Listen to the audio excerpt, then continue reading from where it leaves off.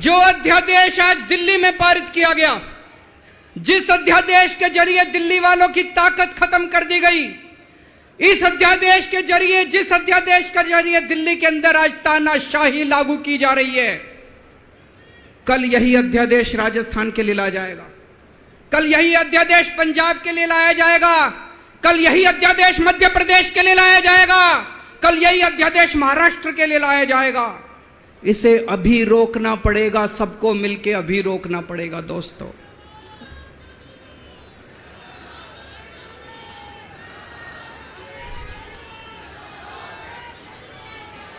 मोदी जी दिल्ली वालों के पीछे क्यों पड़े हैं?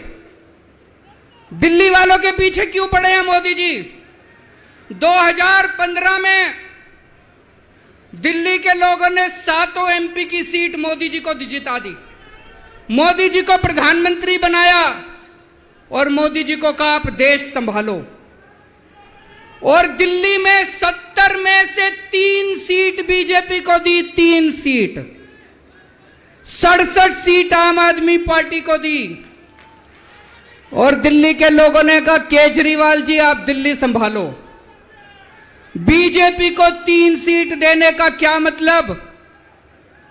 दिल्ली के लोगों ने अपनी आंखें लाल करके मोदी जी की तरफ देखा और बोला आप देश संभालो, खबरदार दिल्ली की तरफ आंख उठा के देखी तो। बोला कि नहीं बोला? 2020 में फिर से दिल्ली के लोगों ने 7 एमपी की सीट मोदी जी को दी, बोले आप देश संभालो। आम आदमी पार्टी को 70 में से 62 सीट दी, बोले केजरीवाल जी आप दिल्ली संभालो।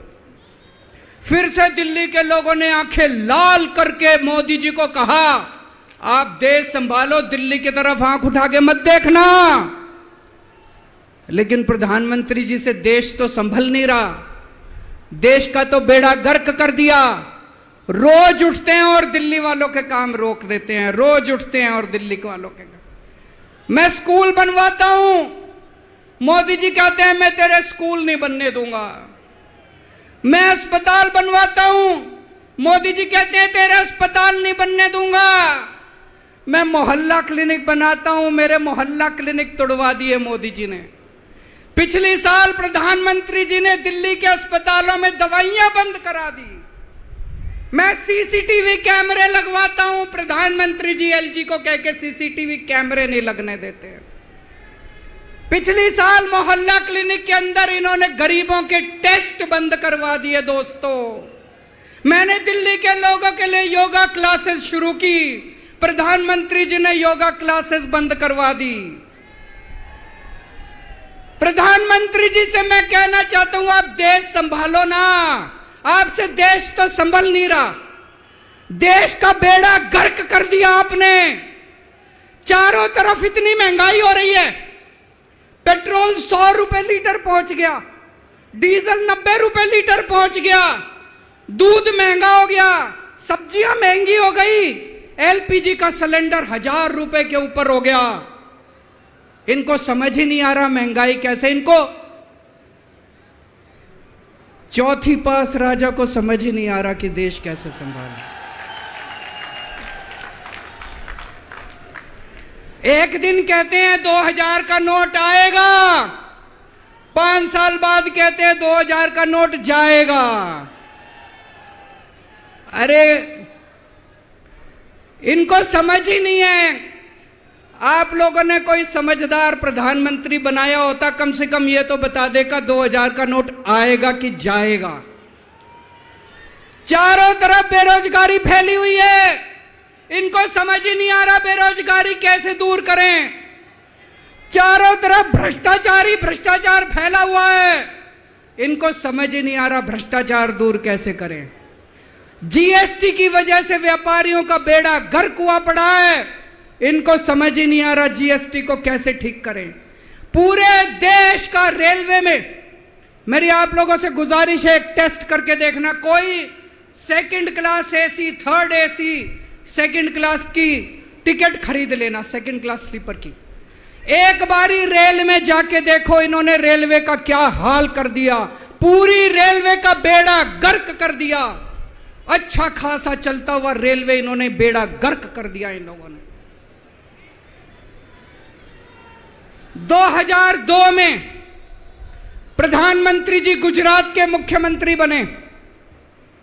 12 साल गुजरात के मुख्यमंत्री रहे। पिछले 9 साल से देश के प्रधानमंत्री हैं। 21 साल हो गए मोदी जी को राज करते करते, 21 साल। 2015 में मैं दिल्ली का मुख्यमंत्री बना। मेरे को 8 साल हो गए दिल्ली पे राज करते करते।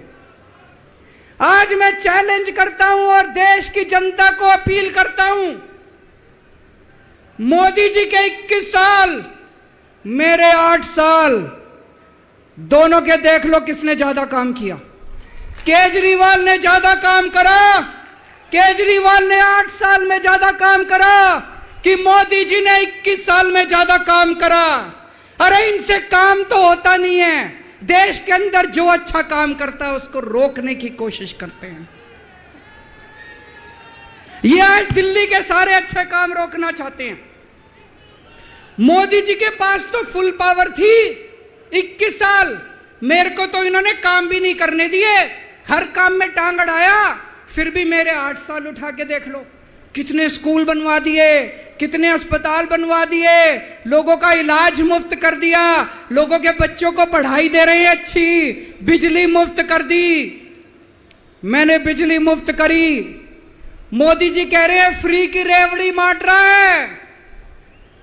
अरे गरीबों के हाथ में अगर 4 रेवड़ी रख दी तो कौन सा बुरा हो गया। मोदी जी आपने तो रेवड़ी नहीं, पूरा का पूरा रेवड़ा उठा के अपने दोस्त को दे दिया। पूरा का पूरा देश उठा के अपने दोस्त को दे दिया। पूरा की पूरी केंद्र सरकार उठा के अपने दोस्त को फ्री में दे दी। मैंने तो 4 रेवड़ी रखी थी एक एक हाथ में, गरीबों के हाथ में। आपने तो रेवड़ा ही उठा के दे दिया सारा का सारा।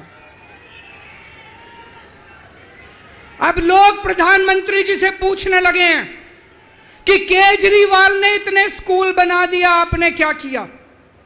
उनके पास कोई जवाब नहीं है। अभी पिछले साल मैं गुजरात का चुनाव लड़ने गया। वहां पे हर आदमी, गुजरात के हर आदमी के मुंह पे था, अरविंद जी आपने स्कूल इतने अच्छे कर दिए, आपने दिल्ली में स्कूल बच्चों की शिक्षा इतनी अच्छी कर दी। तो एक दिन प्रधानमंत्री जी ने सोचा कि मैं भी जाके स्कूल में फोटो खिंचवाऊंगा। पूरे गुजरात में ढूंढने से उनको एक स्कूल नहीं मिला जिसमें मोदी जी फोटो खिंचवा ले। एक स्कूल, 30 साल से गुजरात में बीजेपी की सरकार है, एक स्कूल नहीं मिला। इनको एक स्टूडियो के अंदर टेंट लगा के एक क्लास, फर्जी क्लास बनानी पड़ी। 10 बच्चे बुलाए, डेस्क लगाए, वहां पे मोदी जी एक बच्चे के साथ बैठे और उन्होंने फोटो खिंचवाई। अब लोग प्रधानमंत्री जी से पूछने लगे कि केजरीवाल ने इतना काम कर दिया, आपका काम कहां है। तो अब मोदी जी ने तय किया मैं केजरीवाल को काम नहीं करने दूंगा। उन्होंने मनीष सिसोदिया को उठा के जेल में डाल दिया। उनको लगा मनीष सिसोदिया को जेल में डालने से शिक्षा के काम रुक जाएंगे। उन्होंने सतिंदर जैन को उठा के जेल में डाल दिया। उनको लगा सतिंदर जैन को जेल में डालने से मोहल्ला क्लिनिक बंद हो जाएंगे, अस्पताल बंद हो जाएंगे। मैं प्रधानमंत्री जी को बोलना चाहता हूं, हमारे पास एक मनीष सिसोदिया नहीं है, हमारे पास 100 मनीष सिसोदिया हैं। हमारे पास एक सतिंदर जैन नहीं है, हमारे पास 100 सतिंदर जैन हैं। आप एक को जेल में डालोगे, हमारा दूसरा आ जाएगा काम करने के लिए। काम नहीं रुकेगा दोस्तों। जब इनको जेल में डालने से काम नहीं चला तो अब ये ऑर्डिनेंस लेके आए हैं और ऑर्डिनेंस से ये सारा काम रोकना चाहते हैं। दोस्तों आज दिल्ली के लोग मुसीबत में हैं। दिल्ली के लोगों के ऊपर यह अध्यादेश थोपा जा रहा है। आपने पिछली बार 7 MP को वोट दिया था, कहां है वो सातों के सातों? अपने घर में दुबक के बैठे हैं। वो बीजेपी के गुलाम है, वो आपके नहीं है, आपके सगे नहीं है, वो बीजेपी के गुलाम है। आपको कल को मुसीबत आती है तो केवल आपका बेटा, आपका भाई केजरीवाल आपके साथ खड़ा है, वो कभी खड़े नहीं होंगे। दोस्तों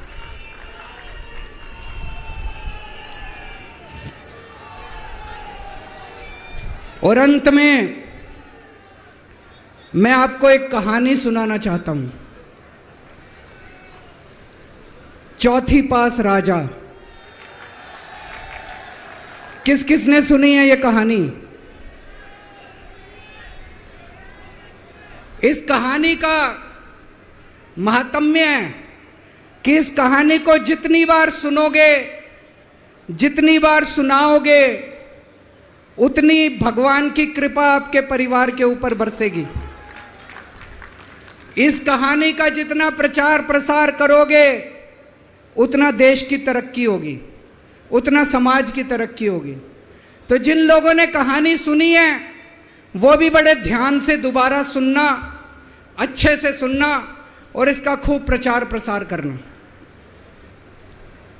यह कहानी एक राजा की है, एक चौथी पास राजा की कहानी है, एक अहंकारी राजा की कहानी है, एक भ्रष्टाचारी राजा की कहानी है। आप लोगों ने राजा और रानी की कई कहानियां सुनी होंगी। इस कहानी में राजा तो है, रानी नहीं है।